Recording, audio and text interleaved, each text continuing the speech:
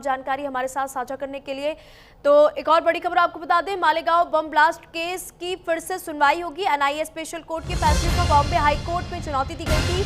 सातों आरोपियों को कोर्ट का नोटिस आया है। साल 2008 के मालेगांव बम ब्लास्ट केस में एनआईए की स्पेशल कोर्ट के फैसले को बॉम्बे हाई कोर्ट में चुनौती दी गई थी। एनआईए कोर्ट ने सभी 7 आरोपियों को बरी कर दिया था। इसको लेकर धमाके से प्रभावित परिवारों की याचिका पर बॉम्बे हाईकोर्ट ने पूर्व सांसद प्रज्ञा सिंह ठाकुर सहित सभी 7 आरोपियों को नोटिस जारी किया है। बॉम्बे हाईकोर्ट ने मालेगांव ब्लास्ट मामले में बरी साध्वी प्रज्ञा सिंह ठाकुर समेत सभी 7 लोगों को नोटिस जारी किया है। हाईकोर्ट ने उन्हें 6 हफ्तों में जवाब दाखिल करने को कहा है। साथ ही अदालत ने एनआईए को भी नोटिस जारी किया है। विस्फोट में मारे गए 6 लोगों के परिवारों ने विशेष एनआईए अदालत के फैसले को चुनौती दी है। तो बड़ी खबर आपको बता दें, जहां पर मालेगांव ब्लास्ट केस में फिर से सुनवाई होगी। एनआईए स्पेशल कोर्ट के फैसले को बॉम्बे हाई कोर्ट में चुनौती दी गई थी। 7 आरोपियों को कोर्ट का नोटिस आया है। तो साल 2008 के मालेगांव बम ब्लास्ट केस में एनआईए के स्पेशल कोर्ट के फैसले को बॉम्बे हाई कोर्ट में चुनौती दी गई। एनआईए कोर्ट ने सभी 7 आरोपियों को बरी कर दिया था। इसको लेकर धमाके से प्रभावित परिवारों की याचिका पर बॉम्बे हाई कोर्ट ने पूर्व सांसद प्रज्ञा सिंह ठाकुर सहित सभी 7 आरोपियों को नोटिस जारी किया है। बता दें कि बॉम्बे हाई कोर्ट में पिछले हफ्ते एक अपील दायर की गई थी। अपील में यह दावा किया गया था कि दोषपूर्ण जांच या जांच में कुछ खामियां आरोपियों को बरी करने का आधार नहीं हो सकती। इसके साथ ही दलील भी दी गई कि विस्फोट की साजिश गुप्त रूप से रची गई थी, इसलिए इसका प्रत्यक्ष प्रमाण नहीं हो सकता। तो मालेगांव बम ब्लास्ट केस में फिर से सुनवाई होगी। बड़ी खबर आपको बता दें, एनआईए स्पेशल कोर्ट के फैसले को बॉम्बे हाई कोर्ट में चुनौती दी थी। 7 आरोपियों को कोर्ट का नोटिस आया है। तो साल 2008 के मालेगांव बम ब्लास्ट केस में एनआईए की स्पेशल कोर्ट के फैसले को बॉम्बे हाई कोर्ट में चुनौती दी गई। एनआईए कोर्ट ने सभी 7 आरोपियों को बरी कर दिया था। इसको लेकर धमाके से प्रभावित परिवारों की याचिका पर बॉम्बे हाई कोर्ट ने पूर्व सांसद प्रज्ञा सिंह ठाकुर सहित सभी 7 आरोपियों को बरी कर दिया था। और अधिक जानकारी ले लेंगे, हमारे साथ आंचल सहयोगी जुड़ चुकी है। आंचल, क्योंकि कोर्ट ने साध्वी प्रज्ञा और बाकी आरोपियों को नोटिस जारी कर दिया है, पीड़ित परिवारों ने अदालत में क्या क्या मांग रखी है वो भी आप बताइए।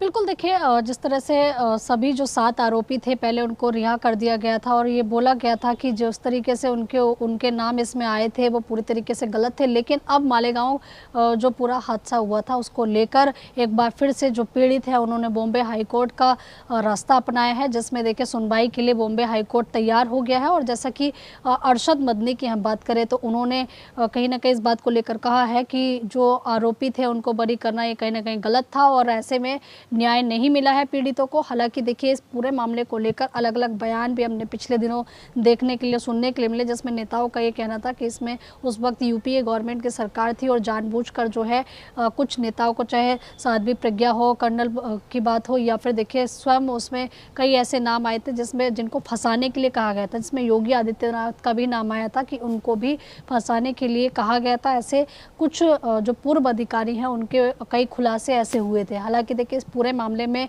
मामला बॉम्बे हाई कोर्ट में चलेगा, जिसमें एक बार फिर से मालेगांव जो पूरा बॉम्ब ब्लास्ट हुआ था उसको लेकर यहाँ एक बार फिर से सुनवाई शुरू होगी। और जैसे कि अरशद मदनी ने कहा कि बेहतर से बेहतर जो अधिवक्ता है हम वो कर रहे हैं और जिससे इस पूरे मामले में अच्छे से सुनवाई हो सके। यानी कि एक बार फिर से देखिए जिन लोगों को राहत मिली, चाहे उसमें हम साध्वी प्रज्ञा की बात करें, तो ऐसे में एक बार फिर से उनकी मुश्किलें बढ़ सकती हैं, क्योंकि ये पूरा का पूरा जो मामला है अब बॉम्बे हाई कोर्ट में पहुंचेगा और पहुंच चुका है और इसमें कुछ समय बाद जो है वो सुनवाई होनी है। बिल्कुल आचार, और इस केस में अगर देखा जाए तो एनआईए की जो भूमिका रही वो क्या रही और एनआईए के ऊपर इस समय क्या कुछ प्रश्न खड़े हो रहे हैं, क्योंकि एनआईए के ऊपर तमाम सवाल खड़े हो रहे हैं, और आगे इस केस में क्या कुछ हो सकता है अब?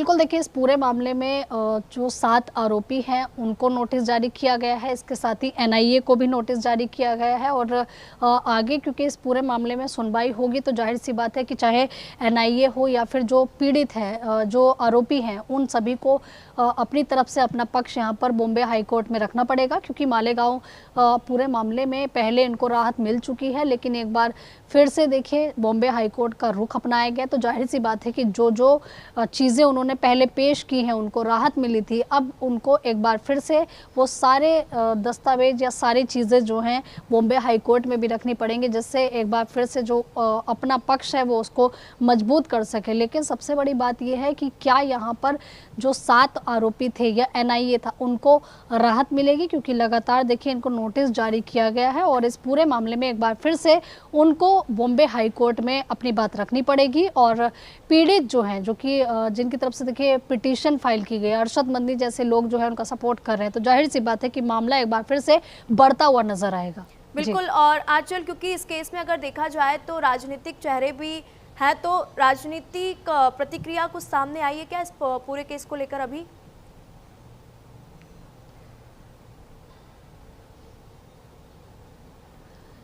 देखिए, पिछली बार राजनीतिक प्रतिक्रियाएं बहुत सारी आई थी, जिसमें कहा गया था यूपीए की सरकार थी, ज़बरदस्ती इसमें लोगों को फंसाने की कोशिश की गई थी। जो आरोपी हैं, जो असल आरोपी हैं, उनको छोड़ दिया गया, उनको गुमनाम कर दिया गया, लेकिन लोगों को फंसा के उनको आरोपी बनाया गया और जिनमें 7 नाम थे उनको लेकर ये इस तरह की टिप्पणियाँ जो है वो सामने थी। हालांकि देखिए अभी तक कोई पॉलिटिकल टिप्पणी इस मामले पर नहीं आई है। इतना ज़रूर है कि इस पूरे के पूरे मामले में जब इन 7 आरोपियों को, जो कि आरोपी थे जिसमें साध्वी प्रज्ञा जैसे नाम शामिल थे, उनको रिहाई मिली थी, तो सही में ये जरूर बोला जा रहा था कि सत्यमेव जयते, कि सत्य की ही जीत होती है। लेकिन एक बार फिर से यहाँ पर 7 आरोपियों की एनआईए की मुश्किल बढ़ सकती है, क्योंकि अब पूरा का पूरा मामला जो है वो बॉम्बे हाई कोर्ट में गया है, जहाँ पर नोटिस जारी किया गया 7 आरोपियों को और एनआईए को। जी ठीक है आंचल, बहुत बहुत धन्यवाद तमाम जानकारी हमारे साथ साझा करने के लिए। तो गुड़गांव से एक और बड़ी खबर आपको बता दें, बिल्डर के ऑफिस पर फायरिंग हुई है। बदमाशों ने 25 से 30 राउंड फायरिंग किया है। गुरुग्राम के सेक्टर 45 से पूरा मामला आपको बता रहे हैं। गैंगस्टर दीपक नंदल ने फायरिंग की जिम्मेदारी ली है। फायरिंग के बाद बदमाश वहां से फरार हो गए। तलाशी की जा रही है। 5 हमलावरों ने 30 राउंड से अधिक फायरिंग की है। तो गुरुग्राम से बड़ी खबर आपको बता दें, जहां पर गैंगस्टर दीपक नंदल ने फायरिंग की जिम्मेदारी ली है। फायरिंग के बाद बदमाश वहां से फरार हो चुके हैं। पुलिस लगातार तलाश कर रही है। 5 हमलावरों ने 30 राउंड फायरिंग की है। तो बड़ी खबर आपको बता दें, गुरुग्राम से सामने आ रही है। बिल्डर के ऑफिस पर फायरिंग हुई है।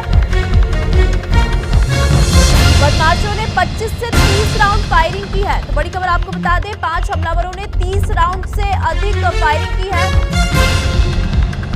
गुरुग्राम सेक्टर 45 का ये पूरा मामला बताया जा रहा है, जहां पे बिल्डर के ऑफिस में फायरिंग की गई है। फायरिंग के बाद बदमाश वहां से फरार हो गए। पुलिस तलाशी कर रही है। 5 हमलावरों ने 30 राउंड से अधिक फायरिंग की है। तो गुरुग्राम में बिल्डर के ऑफिस पर फायरिंग का ये पूरा मामला सामने आया है। बदमाशों ने 25 से 30 राउंड फायरिंग की है। गुरुग्राम के सेक्टर 45 में फायरिंग का मामला